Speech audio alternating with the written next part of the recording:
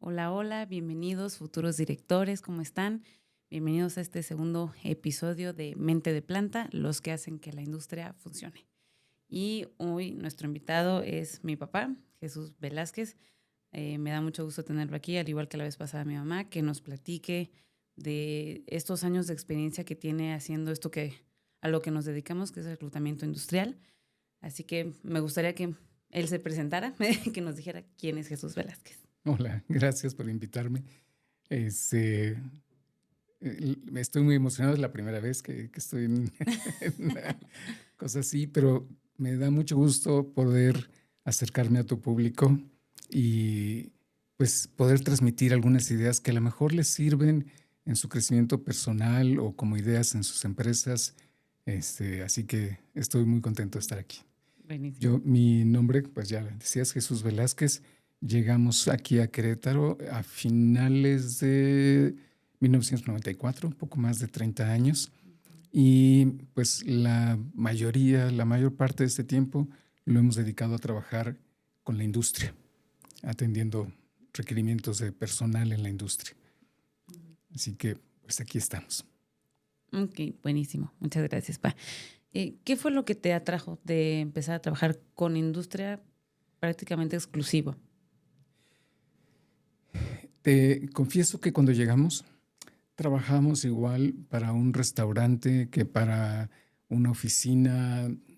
No distinguíamos. Okay. Incluso llegamos a trabajar en aquellos tiempos para Bodega Aurrerá, No descubriendo algunas vacantes de anaqueleros. Okay. No sé si el puesto sigue existiendo, pero poco a poco nos fuimos dando cuenta que las industrias suelen ofrecer mejores condiciones. Me refiero de prestaciones. Pueden ser trabajos muy extenuantes, muy demandantes, pero en general sus sueldos por lo general son más competitivos y paquetes de prestaciones pues más completos. Ok. Dime. No, esto es lo que principalmente nos fue derivando a trabajar más con este tipo de empresas. Ok. ¿Y cuándo fue que empezaron ya formalmente a buscar, o sea, ya dirigido a automotriz? No sé si había línea blanca. Creo que por ahí empezaron con Woco también, ¿no? Si no me recuerdo. No, con perdóname. Daewoo, tienes razón. Daewoo, exacto.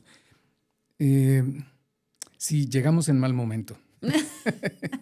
Llegamos a finales del 94 con aquella crisis horrible de 94, principios de 1995, y no había empresas. Vaya, me refiero, había ya un sector industrial fuerte aquí en Querétaro, pero nadie estaba hablando de contratar, todo el mundo estaba despidiendo. Y en ese momento yo creo que a Daewoo pues ya los agarró muy encarrerados la crisis, pues ya estaba la planta, no había otra más que empezar. Así que tuvimos la oportunidad de empezar a trabajar con Daewoo y fue una experiencia muy retadora, muy exigentes, los coreanos, muy disciplinados para trabajar, y hubo necesidad de colocar, bueno, en aquella ocasión colocamos más de 200 personas en la planta. Okay. Así que esto fue como que yo diría que quizás el inicio de trabajar con la industria, con la industria. Particularmente la industria automotriz. En Querétaro había industria automotriz, empresas del grupo DESC, en fin, había varias empresas importantes, algunas que todavía tenemos la fortuna de seguir trabajando con ellos, pero eran como esfuerzos aislados, empresas que trabajaban y proveían a la industria automotriz. Sin embargo, pues con el tiempo esto se ha fortalecido más, la llegada de plantas armadoras pues ha hecho que sea una zona, un clúster reconocido a nivel nacional para la industria automotriz. Sí. ¿Qué procesos de manufactura fueron los que más te llamaron la atención cuando empezaron?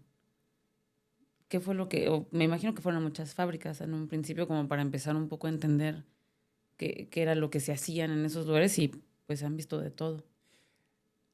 te voy a contar una historia de muy niño. Algunas maestras en la escuela primaria, yo recuerdo no exactamente qué edad, pero recuerdo que estaba muy chico, y nos llevaron a ver la fábrica de Sabritas, una fábrica de galletas Gamesa, y me encantó.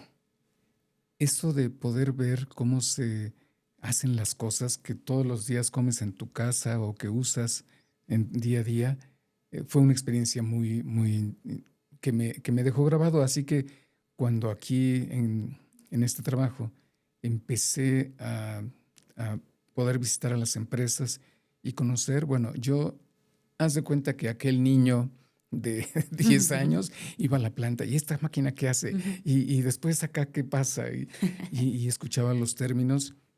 Claro, al principio no entendía mucho. Yo soy psicólogo de profesión, así que maquinados, alta precisión, inyección de plástico, para mí eran ciencia demasiado elevada. Poco a poco me fui familiarizando, y si bien hay procesos que todavía me sorprenden, algún día le decía a un director de una planta: cada vez que me subo a mi carro lo quiero más. Es que pensar en todo el esfuerzo humano, la inteligencia, el trabajo para hacer una perilla de tu ventana, o la funda de un asiento, o el control de tu espejo retrovisor, no digas el motor. Cada pieza bueno, no todas, pero nos ha tocado ver cómo se fabrican muchas piezas de un automóvil o de un refrigerador o lavadora, y es sorprendente. Sí. Verdaderamente la cantidad de esfuerzo, y nosotros llegamos y apachurramos un botón y jala. Sí, pues creo que es algo que compartimos mucho en el trabajo, que vemos las cosas del día a día muy diferentes. O sea, hasta los lácteos que consumimos, sabemos Sí. que mucha de la comida que comemos se hace, si no aquí en Querétaro, en La Redonda, ¿no? Guanajuato, quizás hasta San Luis. Y lo vemos diferente y lo apreciamos Sí. diferente porque sabemos mira, es que este arnés se hizo un muchacho, agarró y dobló y todo. Y lo vemos Sí. súper diferente. Ver a un operador coser la funda de piel de tu volante así a mano, y wow. Sí, definitivamente es diferente. ¿Cuál era la visión del negocio cuando empezaron? Sí. Era un poco megalomaníaca, confieso. Mea culpa, mea culpa. Sí, creo mucho en aquello de tener una visión ambiciosa de tu futuro. Sé que quizás no se va a lograr, pero a más lejos pongas tu visión, más lejos vas a llegar. No sé, a lo mejor no llegas al 100, a lo mejor te quedas en el 80 o quizás llegues al 90, pero lánzala lo más lejos. Si tu visión de ti mismo, de tu negocio, de tu esfuerzo está corto, igual si lo logras en corto tiempo, pero hasta ahí. Entonces, la visión era: vamos a darle servicio a todas las empresas aquí y a conseguirle empleo a las personas, y vamos a tener un edificio de 3 pisos con 100 personas trabajando. Cuando se hablaba de tener muchas personas, ¿no? Ahora todo se ha automatizado. Esa era la visión. No llegamos a eso. Sí lo hemos logrado para trabajar con muchísimas, yo me atrevería a decir, miles de industrias. Cada año atendemos alrededor de 120 industrias diferentes. Ahora ya no solamente en Querétaro, también mucho en Guanajuato, ocasionalmente en San Luis Potosí o en otras entidades, como ahora que estamos trabajando para una empresa en Reynosa. Pero eh, pues sí logramos eso con una visión de dar un servicio, de tener un significado para la comunidad. Ok, sí. ¿Cuáles fueron las decisiones estratégicas quizás que tuvieron que tomar como negocio en los primeros años? Pues quizás cambiaron el curso de esa visión. Híjole, es una suma de demasiadas cosas, y a lo mejor ahorita a quienes nos escuchan, quienes nos ven, quizás no tenga mucho sentido, pero ubíquense por favor hace 30 años. poco internet, apenas empezaba a conocerse el correo electrónico. La mayor parte de las empresas no tenían una página web. Y yo era medio fan de las computadoras, medio geek, creo que es la expresión que usan ahora. Y así que siempre traté de hacer cosas en la computadora, automatizar listados de candidatos, llevar control de vacantes en las computadoras. Era muy rudimentario, pero esta creo que ha sido una de las cosas importantes que después se convirtió en la página de velazquez.com.mx, ese equipo que ahora tú lideras, y que alcanzó a tener 120,000 currículums y atender hasta 320 vacantes cada semana. Wow. Entonces, diferentes, 320 vacantes diferentes solamente en industrias de empresas ubicadas en el Bajío. Así que esta fue una importante, tratar de ir avanzando con la tecnología, asimilando las novedades. Ahorita seguro estaríamos hablando de inteligencia artificial y de entrevistas virtuales y cosas así, pero bueno, en este tiempo eso empezó. A nivel personal, la convicción era, yo lo decía de esta manera: no estamos aquí para ganar dinero, estamos para resolverle un problema al cliente.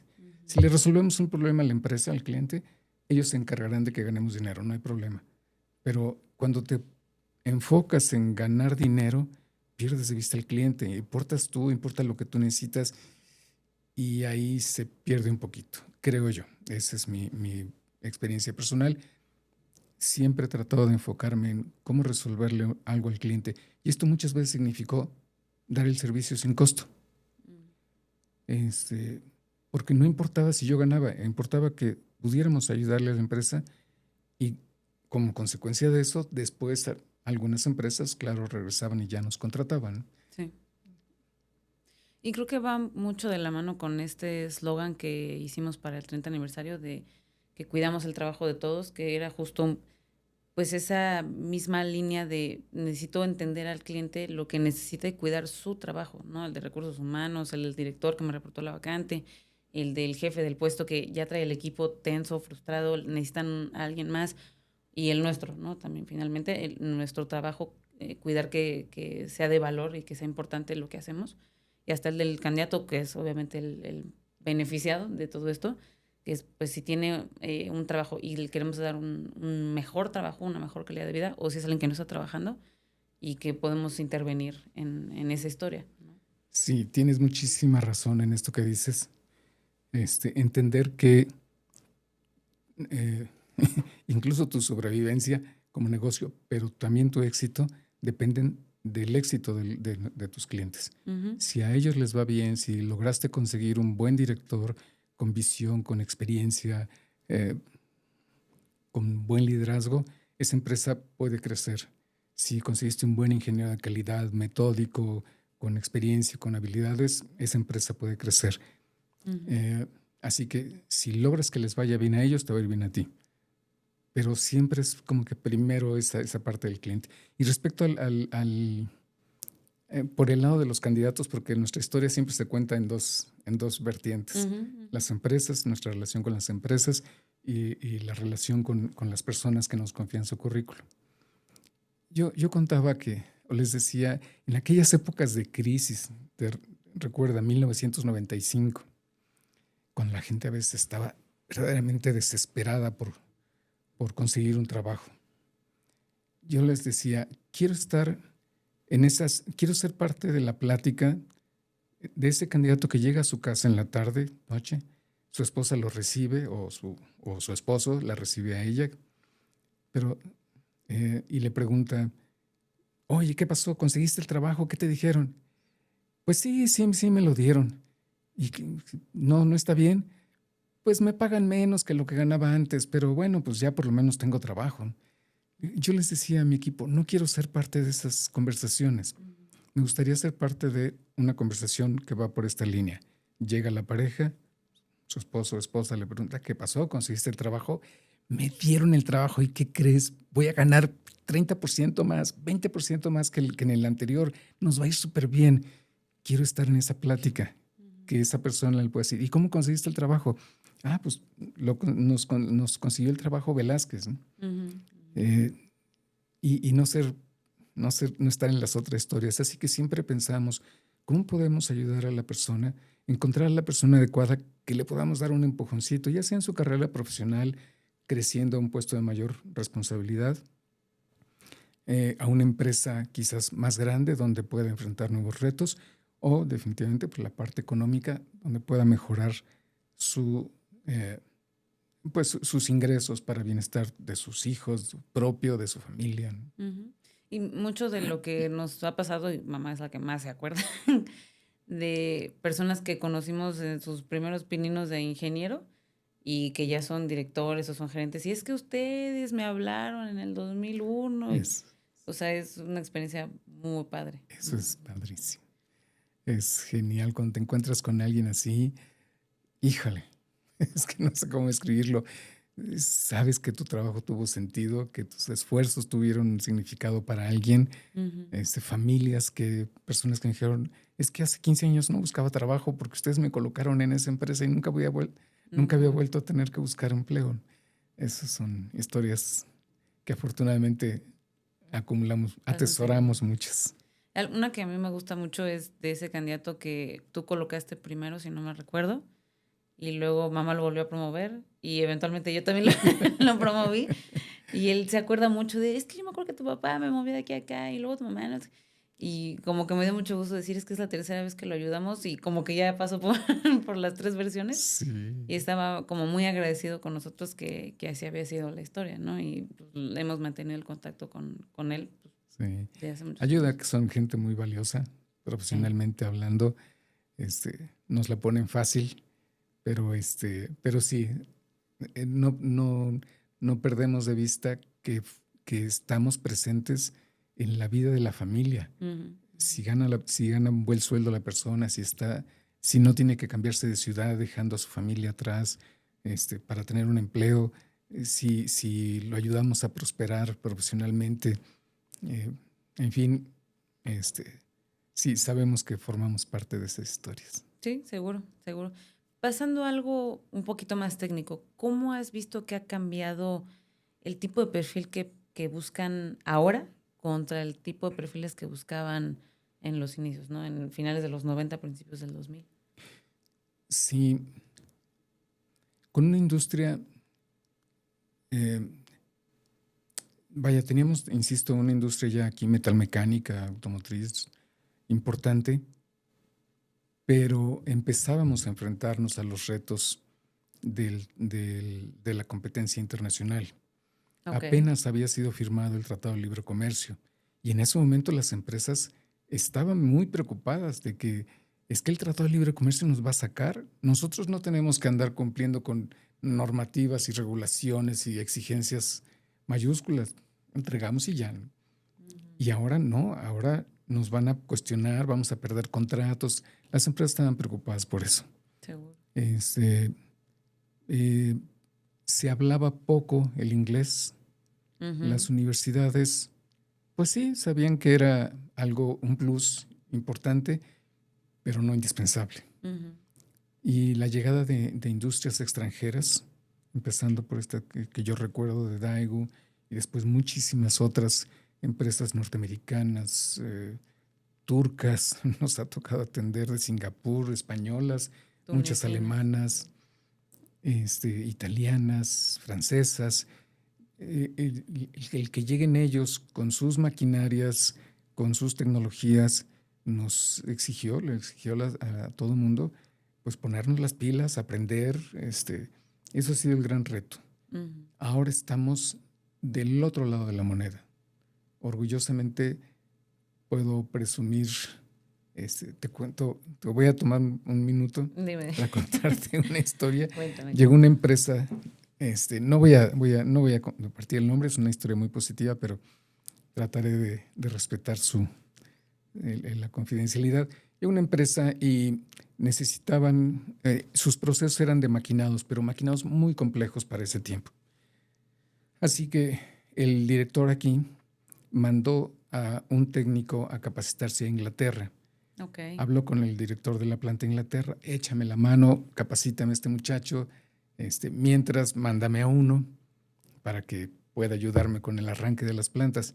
El de Inglaterra está bien, y de mala gana, francamente, a disgusto, accedió a cederle a un técnico y pasados los 6 meses, ya habían arrancado los equipos aquí. El director de México le dijo al de Inglaterra, oye, pues muchas gracias, mándame a mi muchacho.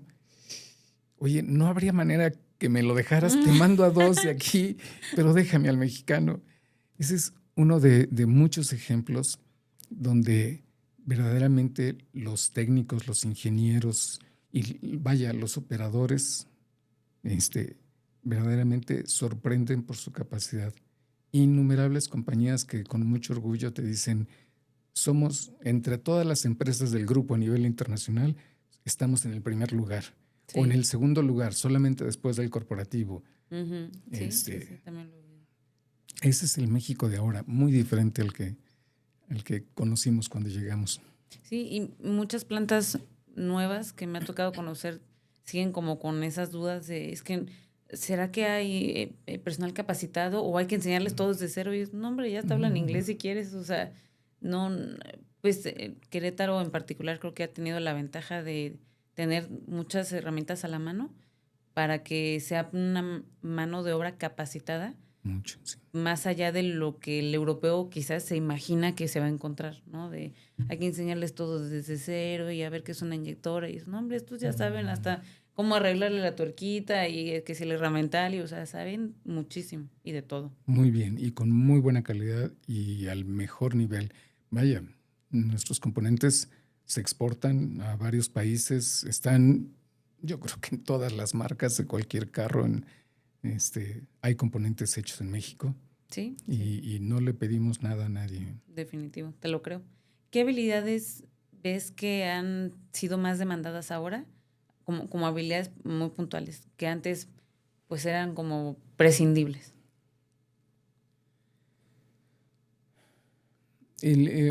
Hablar de la computación en aquellos años era algo que todavía no había mucho y las personas tuvieron que empezar a transitar por esto, pero ahora es un tema ya dominado. El tema del inglés era otro que en aquellos años no se tenía como muy, muy indispensable.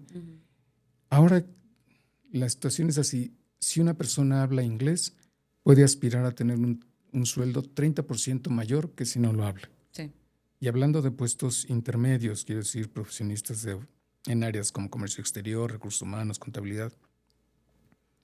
Pero ya hablando de puestos gerenciales, es la diferencia entre tener o no tener un trabajo. Sí. No solamente aspirar a un sueldo mayor. Si no tienes inglés, en el 95% de las vacantes de niveles gerentes y directores, no puedo considerar al candidato. Porque claro, le reporta a un jefe en Alemania o en China o en Japón. Así que no hay manera de que pueda ser considerado. El inglés, las personas lo dominan mucho más ahora, pero yo creo que quizás un 40% de los candidatos que consideramos que se postulan en las vacantes, el inglés sigue siendo un tema donde hay que trabajar.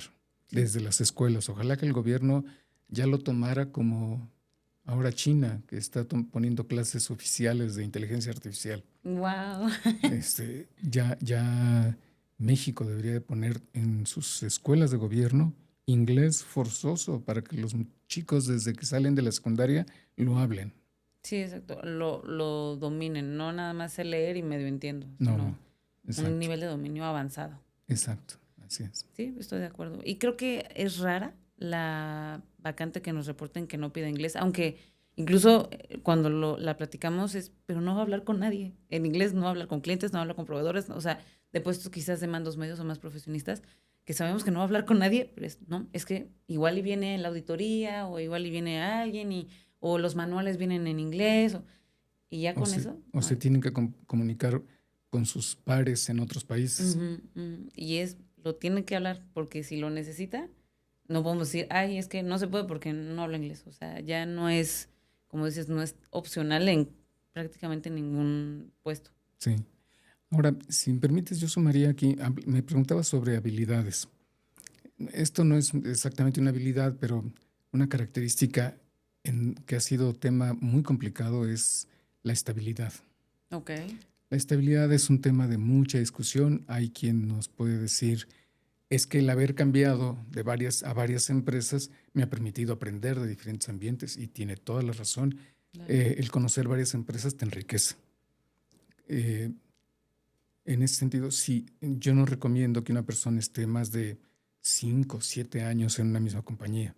Es sano para la empresa y para la persona hacer un cambio, aprender nuevas cosas, nuevos ambientes, formas de tomar decisiones, y para la compañía traer a alguien nuevo que a lo mejor pueda aportar también nuevas ideas frescas.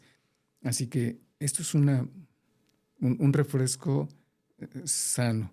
Pero cuando una persona está 3 meses, 8 meses, un gerente 1 año en una empresa, un director general 1 año y medio y luego 8 meses, vaya el tiempo. Ayer me decía un director, hay puestos donde nos lleva 6 meses entrenar a una persona, así que si se va a los 5, empiézate otra vez, aunque se vaya el año, pues le sacaste medio año de provecho a la contratación. Tienes que volver a empezar y dedicarle otra vez medio año de entrenamiento, ¿no? Sí. Entonces, te decía, no es tanto como una habilidad, pero algo sí en que las personas, ojalá lo vieran.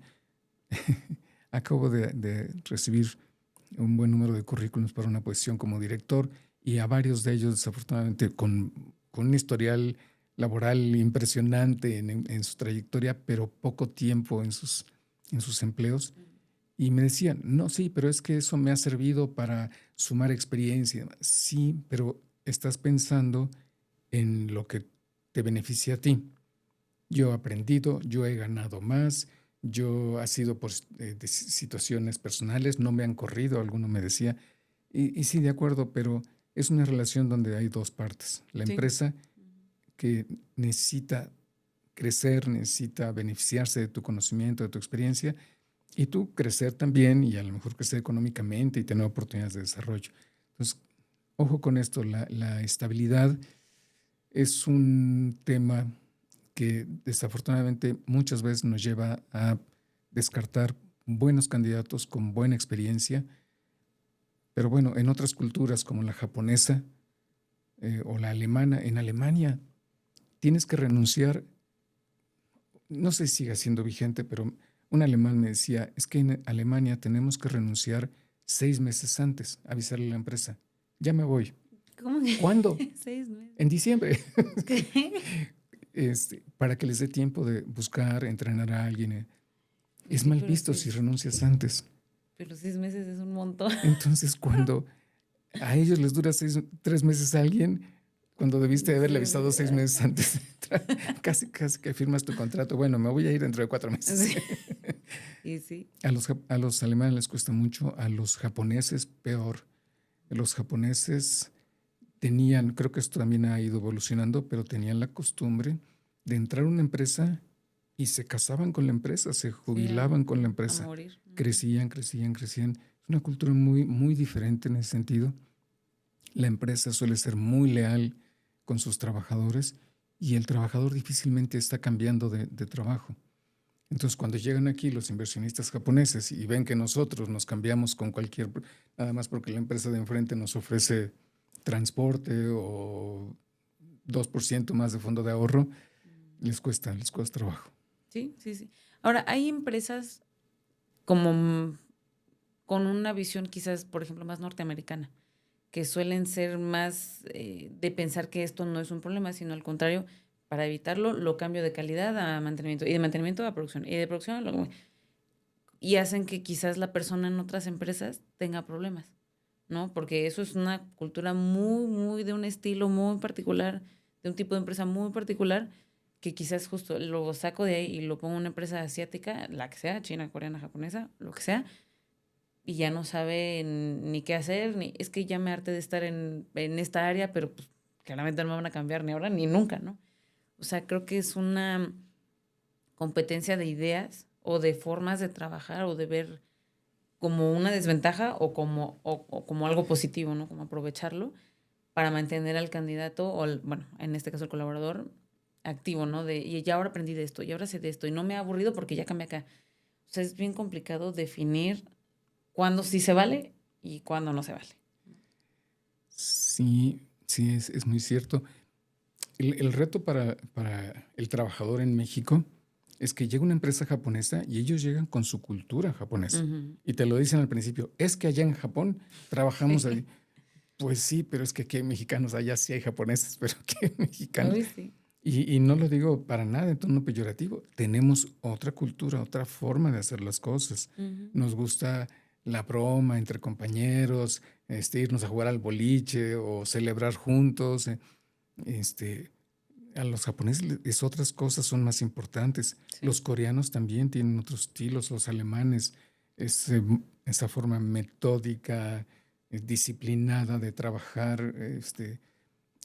Y ellos, claro, las empresas de cada país de donde vengan traen su cultura, no solamente su cultura empresarial, sino su cultura nacional, y al mexicano le toca irse adaptando. Entonces hay personas que de repente tendrán que aprender a trabajar con japoneses, al estilo Uh-huh. de ellos. Sí. Y después pasarse a una alemana y cambiar el canal y volverse Sí. muy disciplinado, muy metódico.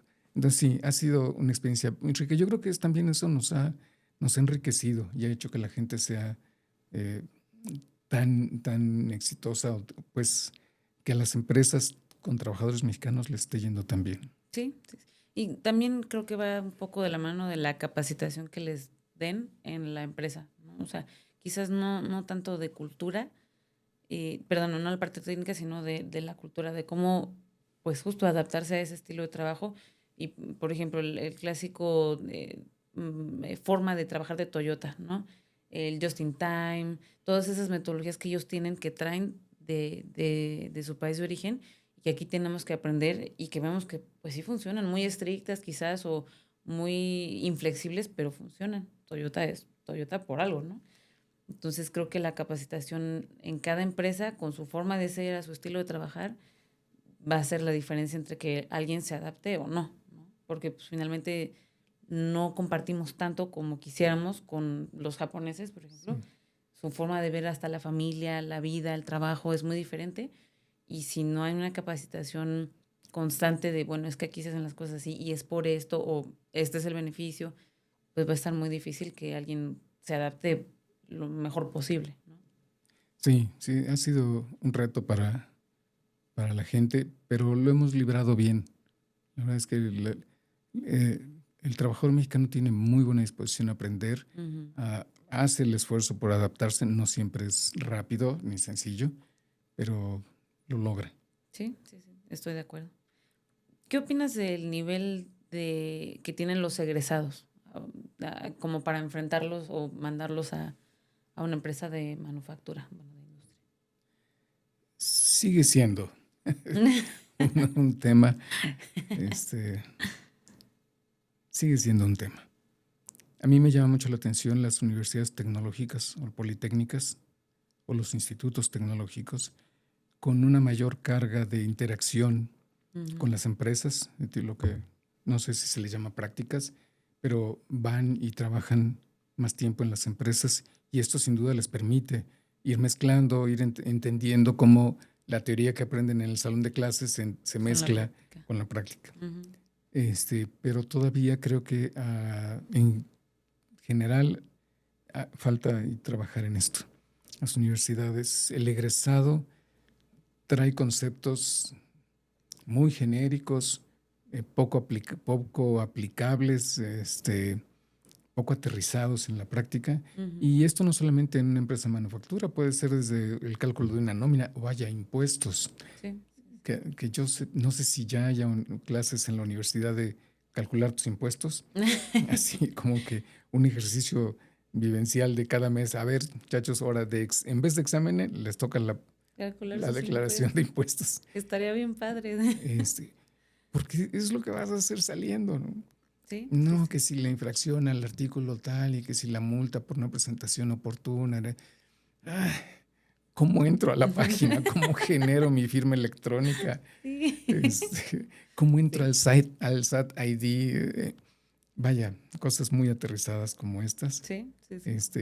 Y por mencionar ese ejemplo, ¿no? Pero seguramente que en todas las áreas hay cosas así muy prácticas que sería mejor pues que nos enfocáramos más a menos teoría, Ujú. más práctica. Ok. ¿Qué tipo de trabajador suele tener más éxito en una planta?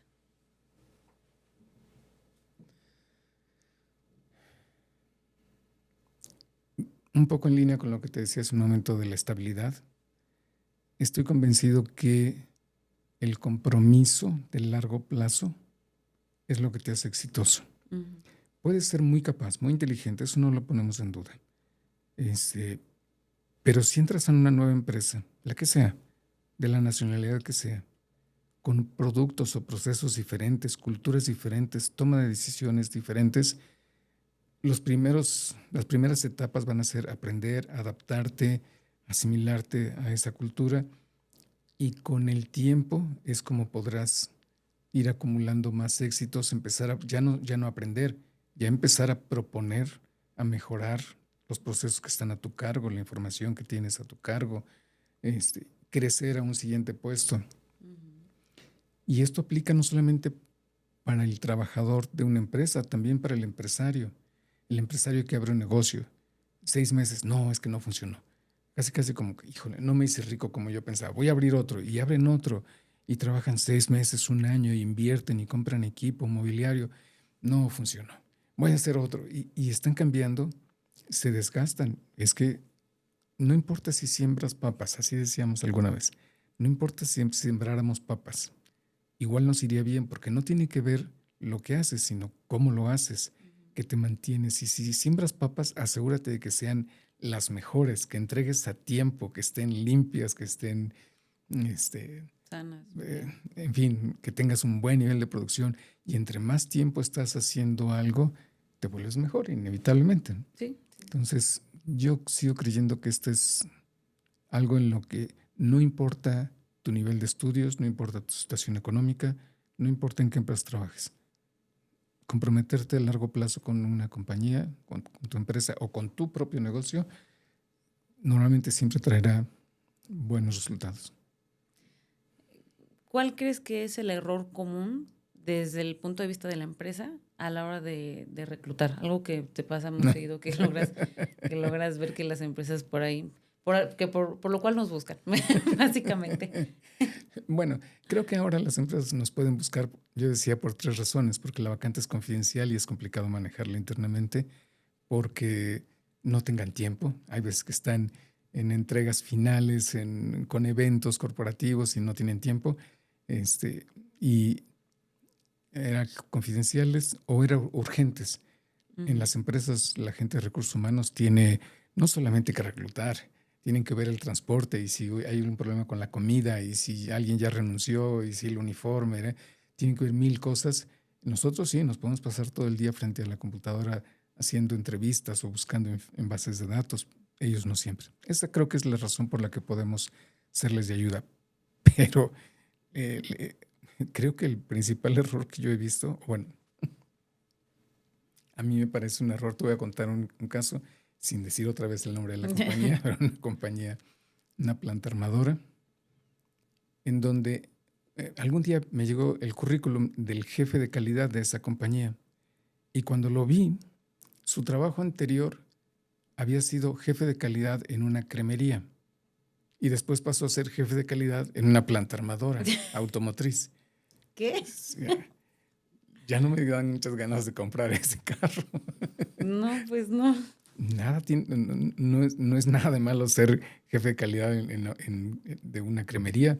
Mis respetos para la industria lácteos. Es otro Alimentos. nivel de, sí, los alimentos, el nivel de responsabilidad para cuidarla y no cuidar. Pero no era porque fuera malo o menos, es porque es completamente diferente. Entonces, cuando las compañías contratan a alguien porque lo recomendó fulanito, es que pues, dijo que él estaba dispuesto a aprender, o como aceptó que le pagáramos muy poquito, pues ya, aunque no tenga experiencia, traer a personas que no van, que vaya, es que... y esto lo vemos mucho, de repente personas que vienen de un giro no sé, de hotelería y de repente los contratan como customer service. Sí, sí es servicio al cliente, pero es otra cosa totalmente diferente. Y esto lo veo en los currículums y pasa muchísimo, muchísimo. Sí, sí, sí. Y pues justo termina siendo una mala contratación por decirte un ejemplo de le pagamos menos y pues bueno, ya, ahí lo ponemos a aprender. Te vas a gastar lo mismo que quisiste ahorrarte en el sueldo, capacitándolo pues desde cero, porque sí estaba en otro giro de otra cosa. Sí. Hasta las normas son distintas, los clientes te tratan distinto, o sea, todo es muy diferente. O sea, no es lo mismo justo lácteos que piezas estampadas estructurales, o sea, es un mundo bien diferente. Sí, digo, a lo mejor si tuviste experiencia en calidad de lácteos, pues a lo mejor si te pasas a cárnicos, ok, tienes una idea bastante clara de los principios generales de la inocuidad y demás en alimentos, o pasteles, o incluso medicamentos, ¿no? Donde también tienes una idea clara de por qué hay que cuidar mucho la inocuidad de los procesos. Pero cuando hablas de fierros o de tolerancias nanométricas o cosas así, el requerimiento es totalmente diferente. Sí. Entonces, sí, creo que no se trata de encasillar a una persona si trabajó en plásticos, que toda su vida se dedica a los plásticos. No, pero esos cambios, pues como tú decías, te va a salir más caro. Definitivamente. ¿Cómo crees que ha impactado? Bueno, ya lo platicamos hace rato, pero ¿cómo ha sido el impacto de traer estas culturas a fábricas físicamente en México, pero que son algo completamente diferente a como quizás era la fábrica en China, en Alemania, en Turquía? O sea, ¿cómo esa influencia propia del país, no tanto de la empresa, crees que influya a las empresas aquí? A ver si espero haber entendido tu pregunta. Para empezar, admiro que a un japonés le digan, súbete al avión, te vas con la cartera y construye una planta ya, sin hablar el idioma, sin conocer las leyes. Y vete a otro país a construir una nave industrial y hacerla que funcione al mejor nivel. Mis respetos. Sí, la verdad es que es algo que siempre he admirado. Por el otro lado, hay veces que algunas prácticas que pueden ser normales en otros países, como el castigo físico, que alguna vez, alguna noticia por ahí hubo hace muchos años, que aquí en México ya está totalmente fuera de lugar. Algunas prácticas que las empresas tienen en sus países puede ser que no nos gusten, el trabajar exceso de horas o el ser estrictos y metódicos, como decíamos, del estilo alemán. Pero yo a veces pienso, pues en su país son muy exitosos, ¿no? Algo debe estar haciendo bien Japón o Corea o Alemania. Entonces, más que criticar las cosas que nos chocan, que no van de acuerdo a nuestra cultura, estar abiertos a aprender, a tratar de asimilar lo mejor o lo bueno. Yo creo que lo hemos hecho. A veces somos un poco quejumbrositos. Es que el director, y es que él cree que son las cosas como en su país. Sí, pero sí vale la pena aprender y yo creo que ha sido muy exitoso la experiencia, porque, pues, lo que decimos hace un momento, nuestros trabajadores a todos los niveles y en todas las áreas hacen muy buen papel. Ok. Pasando quizás a algo más de tecnología, ¿cómo ves que ha avanzado la automatización aquí en México en ese tipo de plantas? O sea, ¿cuál crees que ha sido el peso de automatizar tantas líneas ahora? Sí hay que decirlo, antes de esta subida fuerte de los salarios mínimos, que esa es una de las cosas que podamos estar o no de acuerdo con López Obrador en otros temas, pero el incremento de los salarios mínimos cambió mucho la señal. Antes de 2018, el salario mínimo estaba en 2,800. Casi nadie ganaba el salario mínimo realmente, pero un salario promedio en una industria podía ser de 4,500. Así que algún director me decía, cuando yo le preguntaba, oye, ¿por qué no pones aquí un brazo robótico en vez de tener a 2 personas tomando un objeto de esta banda, subiéndola a esta otra, ¿por qué no pones un brazo robótico? Ah, en España sí lo tenemos. Hay un brazo robótico, pero aquí nos sale más barato el personal, la mano de obra. Entonces, todavía hasta ese momento, la mano de obra era, el costo de la mano de obra seguía siendo una buena razón para tener plantas industriales aquí. Sin tanta automatización. Indudablemente que esto ha cambiado, y ahora con los retos de doble aguinaldo, menos horas, más vacaciones, las empresas dicen, es que tenemos que pensar en cómo automatizar más. No podemos estar supliendo esas, o sea, estamos hablando de quitar cuando se reduzca la jornada de 48 o 40, estamos hablando de quitar 52 días al año de trabajo. Más de un mes. Casi 2 meses. Casi 2 meses. Como si le dieras 2 meses de descanso a las personas. No voy a discutir si eso está bien o está mal, pero las empresas no pueden simplemente sumarle eso al costo. Sí, es reajustar. Porque todo el mundo queremos que las cosas nos salgan más barato cada vez, mejores o más baratas. Así que ahora sí parece que vamos a ver una tendencia más acentuada en la automatización. Ok. ¿Y crees que eso impacte, digamos, de golpe a unos despidos masivos o a un cambio quizás en las carreras que van a tener más fuerza, las universidades técnicas quizás sufran en el futuro? ¿Qué crees que va a pasar si es justo de golpe todo, no? ¿O va a tomar más tiempo? Creo que va a tomar más tiempo. Sí, las inversiones para automatizar algunas líneas que son posibles automatizarlas, como retirar, por ejemplo, una pieza de una máquina de inyección de plástico, claro que puedes poner un robot que saque y le acomode en un contenedor la pieza. Ahorita esto sale más barato todavía que lo haga una persona. La inversión es fuerte. Yo creo que vamos a ir viendo poco a poco que se van a ir dando esos crecimientos. Y además, muy en línea con lo que la nueva generación de jóvenes, pues ya eso de vivir esclavizados a una empresa o una línea de producción, ya no suena muy atractivo. Entonces, creo que van a suceder ambas cosas junto con este cambio cultural, una mayor automatización. Ok. Bueno, o sea, yéndome de la mano con esto de la automatización, ¿qué otros cambios crees que han impactado o van a impactar en el mercado laboral? Voy a sonar trillado, pero claro, inteligencia artificial. Estudio mucho sobre inteligencia artificial, las tendencias, las novedades en los nuevos modelos de inteligencia artificial, los agentes de IA, en fin. Y mucho se habla, para que te conteste el correo.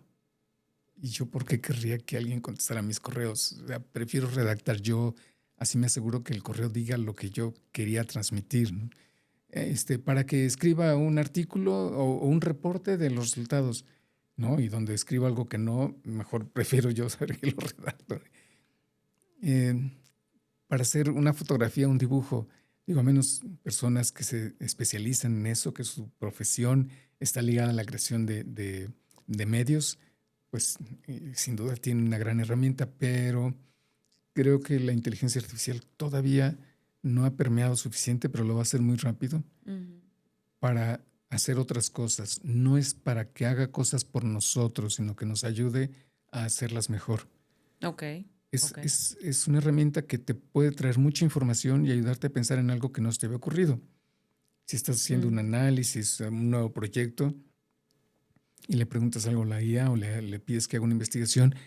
Yo le he pedido, por ejemplo, sobre temas de registro de marca o de derechos de autor, y hace un estudio que a mí me hubiera tomado varios días hacer un análisis tan completo como la IA me hizo en 20 minutos.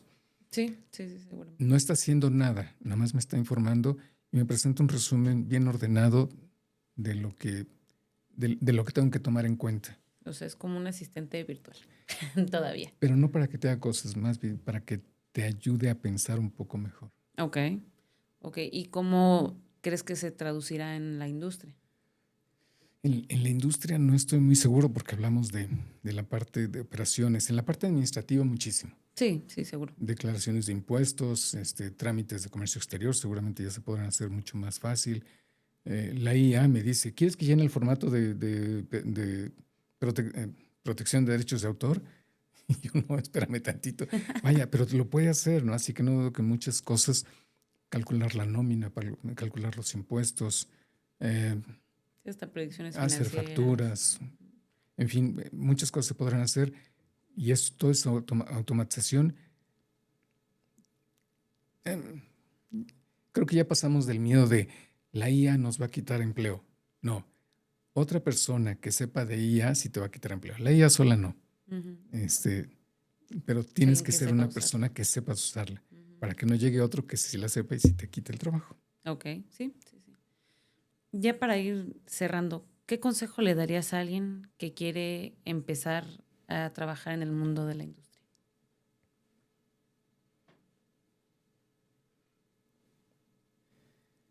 Ay, ojalá, sabes, aquí más que un consejo, mi sueño sería que dejáramos de ser un país que seguimos a los alemanes, a los norteamericanos, a los japoneses en las cosas que ellos saben hacer y que pudiéramos crear empresas. Tenemos gente muy capaz, a lo mejor el gobierno o grupos económicos que pudieran disponer del recurso económico y echar mano de todos esos ingenieros que tenemos que podrían hacer plantas industriales o desarrollar tecnología y no solamente que fuéramos empleados sino los que lideremos. Eso me gustaría mucho. Yo creo que como consejo, mantenerse actualizado tanto en su especialidad como en estos temas de IA, probarla. Sabes, me acuerdo, te cuento rápido una anécdota. Estábamos hace 30 años y un día estábamos en un restaurante que tenían que vendían libros y revistas afuera de la cafetería. Uh-huh. Y entonces, pues, me puse a hojear una revista. Y entonces se acercó mi esposa y me dice, ¿qué lees? Y decía, no sé. El título era así como www algo. Y le digo, no entiendo, 5 de cada 10 palabras no las entiendo. HTTP, la red, el web. Y de veras no entendía yo nada. Digo, pero creo que esto va a ser importante. Ahorita los jóvenes se van a reír de mí. Así, no invente, o sea, no estás hablando de la época de las cavernas. Sí, digo, sí, hace muchos años, 30 años. Pero ahorita no te puedes imaginar la vida sin internet. Todo lo que haces, comunicarte con tus amigos, planear un viaje, ver películas sin internet. Bueno, la inteligencia artificial va a ser así, pero mucho más rápido que 30 años. Seguramente. Quizás 5 o 10 años tendremos que estar arriba en esta ola. O sea, concretando el consejo es, empieza a meterte en tu carrera, en tu especialidad y en inteligencia. Empieza a explorar, a preguntarle a la IA, a pedirle que haga análisis, no que haga el trabajo por ti, no que haga un dibujito chistoso. Hombre, para divertirte está bien, sino que haga parte de tu trabajo, que te ayude. Oye, dame información, ¿qué pasa si esto y esto? Y ve a ver qué te contestan. Ok. ¿Qué has aprendido personalmente en esos 30 años de trabajo? Muchísimo.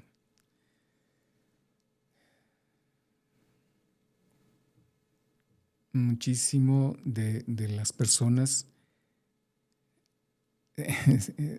Siempre he dicho que en mi trabajo tengo la fortuna, porque de veras es un privilegio, de poderle pedir a un experto en compras, en producción, en dirección de empresas, en contabilidad, que por favor me dé una clase de 1 hora. Porque le puedo preguntar lo que yo quiera. Oye, ¿y los impuestos? El candidato piensa que yo le estoy preguntando para saber si sabe. Muchas veces porque yo no sé, pero ellos tienen la gentileza de explicarme y algunos se esfuerzan mucho por darme detalles y explicarme por qué. Entonces, cada entrevista es una clase particular con un experto. Así que es muy enriquecedor este trabajo y he aprendido muchísimo. totalmente de acuerdo. ¿Qué harías distinto si pudieras volver a empezar?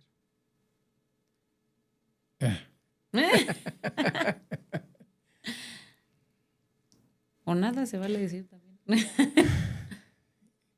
No. En muchas cosas, la mayor parte de las cosas quizás las haría igual.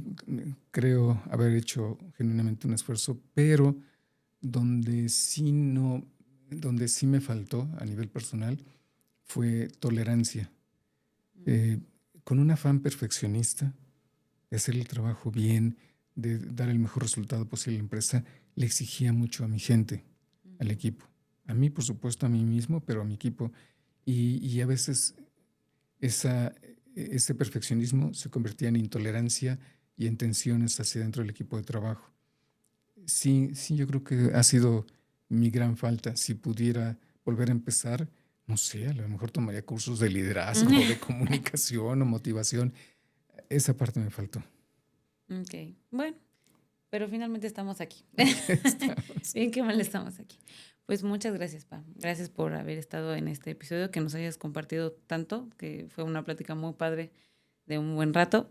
Y pues siempre estaré muy agradecida con mamá y contigo de que, uno, me apoyan en mis proyectos extraños y que me dieron la oportunidad de estar en este trabajo que me gusta mucho y creo que comparto mucho esas ideas de ustedes de hacer el trabajo y de por qué lo hacemos como lo hacemos y por qué nos importa tanto y que creemos que hace una diferencia en Querétaro, en el Bajío, en el país, que somos parte de esa ola de los que queremos crecer, de los que queremos que a México le vaya bien, a través de esta pequeña acción que es reclutar y conectar gente y atraer nuevos negocios y hablar bien de Querétaro y de México en general.